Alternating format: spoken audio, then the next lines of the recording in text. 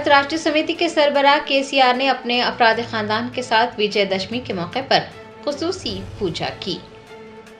बुराई पर अच्छाई की जीत का त्यौहार दशहरा आज जोश खरोश से मनाया जा रहा है। इस मौके पर खुसूसी पूजा की जा रही है। तेलंगाना के साबिक वजीर आला व बीआरएस सरबराह केसीआर ने भी विजयदशमी के मौके पर खुसूसी पूजा की। उन्होंने एरावली में वाक़ अपनी रिहाइशगाह पर मुनक्किद अयोध्या पूजा में भी शिरकत की।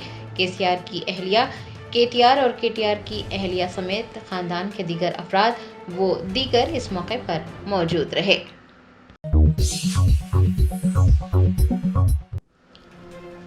कुलहीन मजलिस इत्तेहादुल मुस्लिमीन के सदर बैरिस्टर असदुद्दीन ओवैसी ने रियासत उत्तर प्रदेश के मुख्तलिफ अजला में बुलडोजर कार्रवाई पर अपना रद्द-ए-अमल जाहिर किया। सुप्रीम कोर्ट के रहनुमायाना खतूत याद दिलाए। रियासत उत्तर प्रदेश के मुख्तलिफ अजला में अक़लियतों पर जुल्म ढाए जा रहे हैं और बाज़ाब्ता तौर पर उनसे मुंसलिक जायदादों पर बुलडोजर चलाए जा रहे हैं। कुलहीन मजलिस इत्तेहादुल मुस्लिमीन के सदर बैरिस्टर असदुद्दीन ओवैसी ने यूपी के मुख्तलिफ अजला में की जा रही बुलडोजर कार्रवाई पर अपना रद्द-ए-अमल जाहिर किया। उन्होंने सोशल मीडिया पर साहिर लुधियानवी की नज़्म की चंद सतरें शेयर की हैं, जिसमें कहा गया है कि जुल्म एक दिन खत्म हो जाएगा। बैरिस्टर ओवैसी ने एक्स पर लिखा कि रियासती हुकूमतों को जवाब देना चाहिए, चूंकि वो सुप्रीम कोर्ट के इन्हेदामी से मुताल्लिक़ जारी किए गए रहनुमायाना खतूत पर अमल नहीं कर रही हैं। आईपीएस अफसर शिखा गोयल ने director general vigilance and enforcement और एक्स ऑफिशियो प्रिंसिपल सेक्रेटरी हुकूमत और जीएडी तेलंगाना का चार्ज संभाल लिया। तेलंगाना साइबर सिक्योरिटी ब्यूरो की साबिक सरबराह आईपीएस अफसर शिखा गोयल ने एक्स पर एक पोस्ट में कहा कि उन्होंने आज director general vigilance and enforcement और ex officio principal secretary GAD Telangana का ओहदा संभाल लिया। उन्होंने लिखा कि वो साइबर सिक्योरिटी ब्यूरो के डायरेक्टर की हैसियत से भी अपनी फराइज निभाती रहेंगी। शिखा गोयल ने कहा कि वो हुक्मरानी में शफाफियत, दयानतदारी और जवाबदही को मुस्तहकम बनाने की ख्वाहां हैं और वो पूरी लगन के साथ लोगों की खिदमत जारी रखेंगी।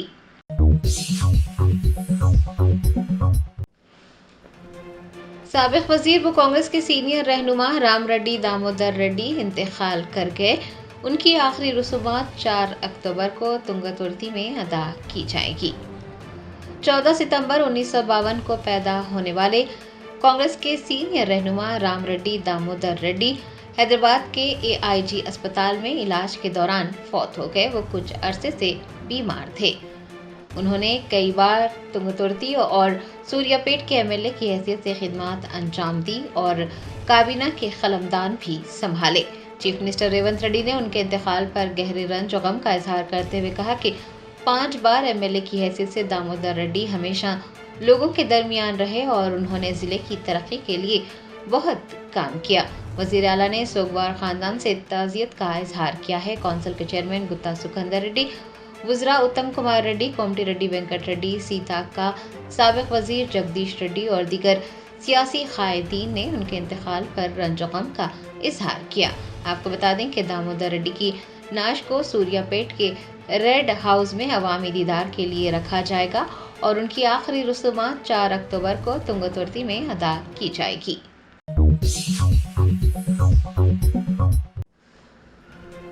बीआरएस के कारगुजार सदर केटीआर ने तेलंगाना की आवाम को दशहरे की मुबारकबाद पेश की है। बुराई पर अच्छाई की फतह का त्यौहार विजयदशमी आज मुल्क भर में जोश व खरोश से मनाया जा रहा है। भारत राष्ट्रीय समिति के कारगुजार सदर केटीआर ने तेलंगाना की आवाम को दशहरे की मुबारकबाद पेश की। उन्होंने कहा कि दशहरा एक खास और अजीम त्यौहार है। तेलंगाना के लोग अपने अपने गाँव और आबाई मुकामात पर इस त्यौहार को खुशी और जोश व खरोश के साथ मनाते हैं। उन्होंने कहा कि दशहरा जैसे रूहानी त्यौहार के मौके पर रिश्तेदार, दोस्त और खैर ख्वाह एक दूसरे से मुलाकात करते हैं, खुशियां बांटते हैं, अपनी मुश्किलात भी बांटी जाती है। उन्होंने विजयदशमी के मौके पर कहा कि वो तेलंगाना के तमाम लोगों की लंबी उम्र, अच्छी सेहत और कामयाबी के लिए दुआ गो हैं। నమస్తే, నేను మీ కేటీఆర్. చెడుపై మంచి సాధించిన విజయానికి సంకేతంగా జరుపుకునే పండుగ, ప్రత్యేకమైన పండుగ తెలంగాణ ప్రజలకి దసరా. ఈ పండుగ ఎంతో ప్రత్యేకత కలిగి ఉండడమే కాకుండా సబ్బండ వర్గాల ఐక్యతకు ఊరంతా కలిసి చేసుకునే ఒక అద్భుతమైన పండుగ.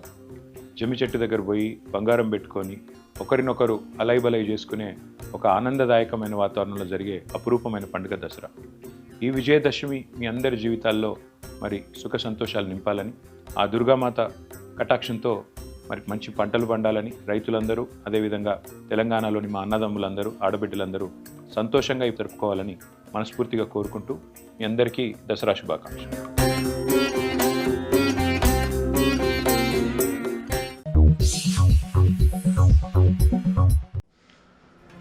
हैदराबाद की गोशा महल स्टेडियम में उस्मानिया अस्पताल के तामीरी कामों का आगाज हो गया। 26 एकड़ रकबे पर उस्मानिया अस्पताल कायम किया जाएगा। चीफ मिनिस्टर तेलंगाना रेवंत रेड्डी ने इस साल 31 जनवरी को 26 एकड़ के रकबे में उस्मानिया अस्पताल की नई इमारतों की तामीर का संगे बुनियाद रखा था। जुमेरात को दशहरा के मौके पर MEIL के डायरेक्टर के गोवर्धन रेड्डी ने खुसूसी पूजा की और तामीराती कामों का आगाज किया।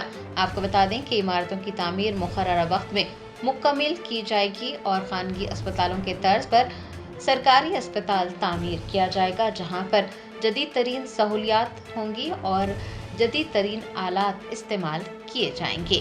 याद रहे कि हुकूमत 12 मंजिलों और 2000 बिस्तरों पर मुश्तमिल अस्पताल की इमारतों को जदीद तरीन सहूलियात से लैस करने जा रही है। तहखाने में 2 मंजिलों पर पार्किंग की सहूलियात भी फराहम की जाएंगी। अस्पताल की नई इमारतों में 29 बड़े और 12 छोटे ऑपरेशन थिएटर और एक हेलीपैड भी होगा। Robotic surgery, transplant theatre, sewerage treatment plants और बायोमेडिकल वेस्ट मैनेजमेंट प्लांट्स भी बनाए जा रहे हैं, जबकि नर्सिंग, डेंटल और फिजियोथेरापी जैसे शोबों के लिए खुसूसी कॉलेज भी कायम किए जाएंगे। गोवर्धन रेड्डी ने इमारतों की तामीर का काम मुकर्ररा वक्त में मुकम्मल करने की हिदायत जारी की है।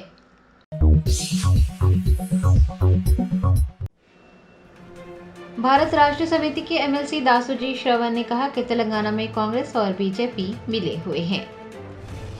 BRS MLC दासोजी श्रवण ने एक प्रेस कॉन्फ्रेंस की और कांग्रेस हुकूमत को तनकीद का निशाना बनाते हुए कहा कि तेलंगाना में कांग्रेस हुकूमत और भारतीय जनता पार्टी मिले हुए हैं।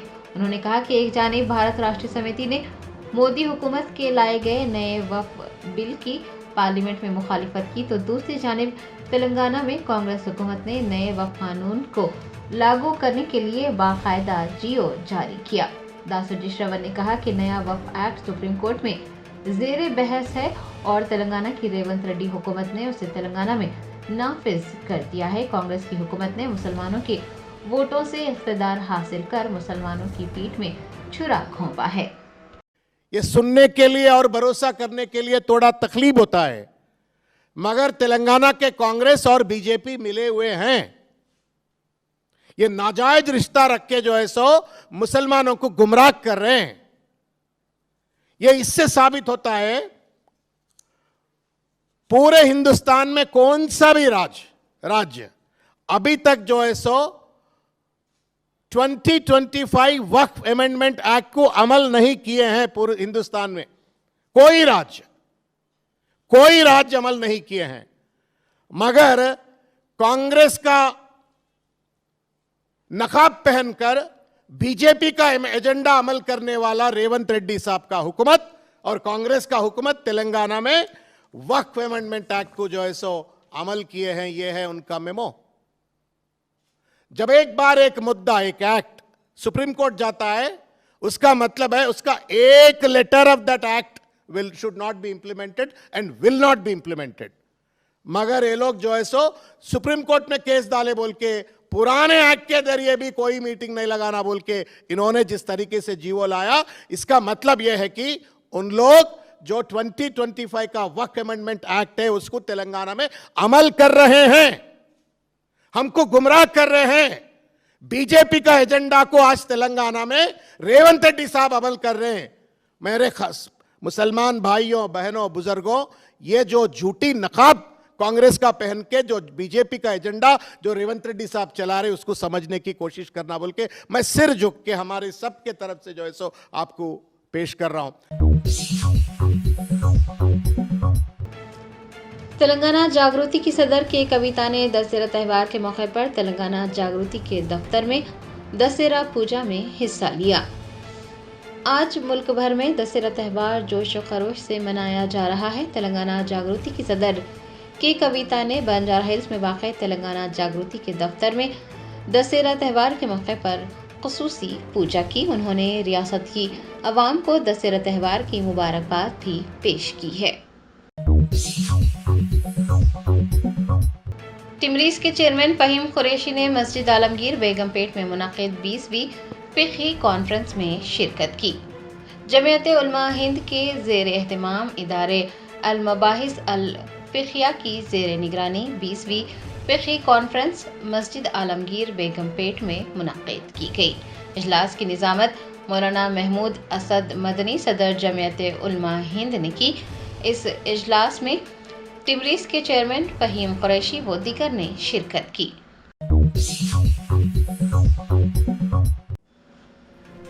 कुलहीन मजलिस इत्तेहादुल मुस्लिमीन के सदर बैरिस्टर असदुद्दीन ओवैसी ने हुदा बुक डिस्ट्रीब्यूटर पुरानी हवेली की बुक फेयर की इफ्तिताही तकरीब से खिताब करते हुए कहा कि अपने इल्म में इजाफे के लिए मजहबी किताबें पढ़नी चाहिए। हुदा बुक डिस्ट्रीब्यूटर पुरानी हवेली की जानिब से बुक फेयर का इनेकाद किया गया। कुलहीन मजलिस इत्तेहादुल मुस्लिमीन के सदर बैरिस्टर असदुद्दीन ओवैसी ने इस मौके पर खिताब करते हुए अवाम बिलखुसूस नौजवानों को मुताले की तरकीब दी और कहा कि आज के दौर में सभी पढ़ने के बजाय फ़ोन देखने में मसरूफ़ हो गए हैं। फ़ोन की वजह से ही बच्चों और वालिदैन में कुतुब बीनी की आदत ख़त्म होती जा रही है। उन्होंने कहा कि अगर हम दीनी किताबें पढ़ने की आदत डालें और लोगों को भी इसकी तरकीब दिलाएं तो हम दीन से काफ़ी करीब होंगे और इस्लामी मालूमात में भी इजाफा हो जाएगा। हज़रत मौलाना खालिद सैफुल्लाह रहमानी साहब, सदर all India Muslim personal board,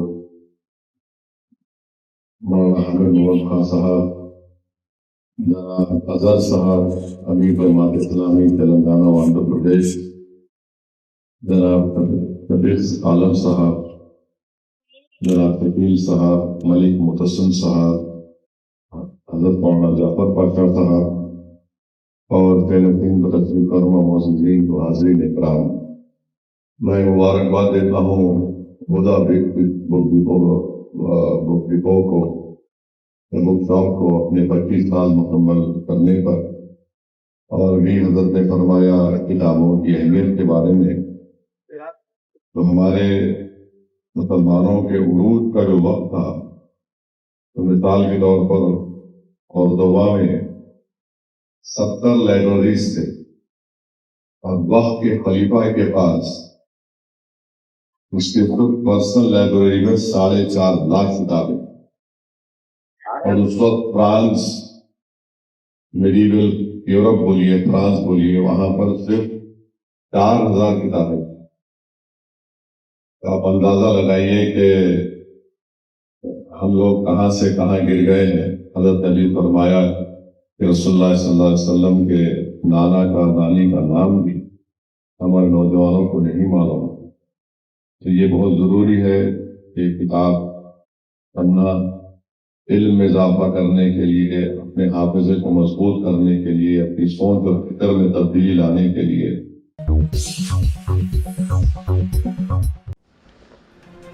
साबिक वज़ीर दाखिला मोहम्मद महमूद अली ने कोडंगल वाक़े पर चीफ मिनिस्टर रेवंत रेड्डी पर तनकीद की। कहा, रेवंत रेड्डी कांग्रेस के नहीं मोदी के नक्शे कदम पर चल रहे हैं। कोडंगल में हाल ही में कब्रस्तानों और चिले को मस्मार करने का वाक़या पेश आया। साबिक वज़ीर दाखिला व BRS के सीनियर रहनुमा मोहम्मद महमूद अली ने इस पर अपना शदीद रद्द-ए-अमल ज़ाहिर किया। उन्होंने एक प्रेस कॉन्फ्रेंस से खिताब करते हुए कहा कि ये बड़ी हैरत की बात है कि कोडंगल, जो खुद रेवंत रेड्डी का इंतखाबी हल्का है, वहाँ अफसोसनाक वाक़या पेश आने के बाद ना तो वज़ीर आला ने वहाँ का दौरा किया और ना ही कांग्रेस का कोई वज़ीर वहाँ पर पहुँचा। मोहम्मद महमूद अली ने कहा कि रेवंत रेड्डी का ये तर्ज-ए-अमल इस बात की अक्कासी करता है कि वो कांग्रेस पार्टी की नुमाइंदगी नहीं कर रहे हैं, बल्कि वज़ीर आज़म नरेंद्र मोदी के नक्शे कदम पर चल रहे हैं। और मैं समझता हूँ रेवंत रेड्डी साहब कांग्रेस के चीफ मिनिस्टर नहीं है, बल्कि मोदी साहब के नक्शे कदम पर चल रहे हैं। माइनॉरिटी को आज तक 2 साल के करीब हो चुके हैं, एक भी माइनॉरिटी मिनिस्ट्री नहीं दी गई और हर शोबे हयात में मुसलमानों को नज़रअंदाज किया गया। मैं एक बात मीडिया के ज़रिए मुस्लिम भाइयों को बताना चाहता हूँ, तेलंगाना के आवाम को बताना चाहता हूँ। 1948 से 2014 तक आप तारीख उठाकर देख लीजिए, फिसादात होते रहे हिंदू मुस्लिम। मगर केसीआर साहब 2014 में जब पावर में आए, मुकम्मल तरीके से कोई रोकने वाले लीडर है वो केसीआर साहब है। तेलंगाना में फिसादात को 2014 से 2023 तक एक भी दंगा फिसाद नहीं हुआ। अमन से, भाईचारगी से, प्यार और मोहब्बत से हिंदू मुस्लिम गंगा जमुना तहजीब किसी स्टेट में है वो तेलंगाना स्टेट में थी। मगर जैसा कांग्रेस पावर में कई जगह फिसादात हुए, जैनूर के अंदर काफ़ी मुसलमानों के दुकानों को जलाया गया, जबकि गौड़ तबका और मुसलमान तबका हमेशा गौड़ तबका प्यार और मोहब्बत से रहते थे। मगर लोग आकर उसमें नष्ट किया गया प्यार और मोहब्बत को और हवा देकर दंगे फिसाद करा गए। और ख़ास तौर से हमारे चीफ मिनिस्टर साहब एक दौरा भी नहीं किए, रेवंत रेड्डी साहब। और हम ये बात बताना चाहते हैं, हमारे बहुत से लीडर्स कोड़ंगल जाकर आए। अरे चीफ मिनिस्टर की कॉन्स्टिट्यूंसी में किस तरह हो सकता बताइए? कोड़ंगल के अंदर दरगाह के एक छिल्ले को डैमेज किया गया, जो रेवंत रेड्डी साहब खुद उस दरगाह के छिल्ले को जानते हैं। उसी तरह ग्रेवयार्ड्स, 2 ग्रेवयार्ड्स को निस्तो नाबूद किया गया। क्या ये जमहूरियत है? क्या ये मुसलमानों के साथ आपका इंतकामी जज्बा है? आप कांग्रेस पार्टी के चीफ मिनिस्टर हैं और देख रहे हैं यूपी की तरह यहाँ पर मुसलमानों पर जुल्म किया जा रहा है। मैं ये बताना चाहता हूँ कि रेवंत रेड्डी साहब ना कोड़ंगल गए हैं भाई, ना उस पर कंट्रोल करने की कोशिश की है। इसीलिए रेवंत रेड्डी साहब से और ख़ासतौर से डीजीपी साहब एक सेकुलर होते हैं, उनसे भी मेरी गुजारिश है कि लैंड ऑर्डर तेलंगाना का सबसे अहम है और ख़ास तौर से हर कौम के लोगों को अमन से रहने के लिए ये हुकूमत का फ़र्ज़ बनता है कि उसकी अमलावरी किया जाए। मगर कोड़ंगल के अंदर जो वाक़या हुआ है, अभी तक हमारा कोई मिनिस्टर, खुद चीफ मिनिस्टर भी वहाँ पर नहीं गए।